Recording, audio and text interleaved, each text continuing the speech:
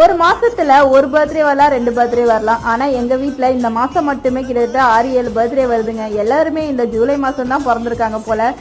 கிட்டத்தட்ட வந்து பர்த்டே வந்து 2-3 பர்த்டே முடிஞ்சிருச்சு. எங்க மாமாவுக்கு வந்து சர்ப்ரைஸ் பண்ணலாம்னு சொல்லிட்டு அன்னைக்கு வந்து ஆல்ரெடி ஈவினிங்கு ஒரு பர்த்டே ஃபங்க்ஷன் போயிட்டு அதுக்கப்புறம் அவருக்கு 12 o'clock சர்ப்ரைஸ் பண்ணலாம்னு சொல்லிட்டு அவரோட தம்பி வீட்டுக்கு போயிட்டு சர்ப்ரைஸ் பண்ணதுக்கு கேக்லாம் வாங்கிட்டு போய் நாங்கள் வந்து செலிப்ரேட் பண்ணோம். ரொம்பவே ஹாப்பியாக இருந்தது. ஃபேமிலியோட இது மாதிரி செலிப்ரேட் பண்ணுறது வந்து எப்போயாவது தான்.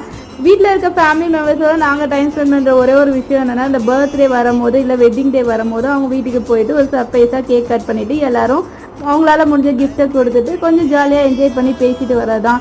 இந்த மாதிரி டைமில் மட்டும்தான் ஃபேமிலியோட என்ஜாய் பண்ண முடியுது. ஏன்னா மற்ற டைம்லாம் வந்து எல்லோரும் ஆஃபீஸு, ஸ்கூலு, எக்ஸாமு அப்படி இப்படின்னு சொல்லிட்டு லீவே கிடைக்காம வந்து ஓடிட்டு இருக்கோம். ஸோ இந்த மாதிரி டைமில் வந்து என்ஜாய் பண்ணுறது ரொம்பவே ஹாப்பியாக இருந்தது. நெக்ஸ்ட் வீடியோ பார்க்கலாம். பிடிச்சிருந்தா லைக் பண்ணுங்கள்.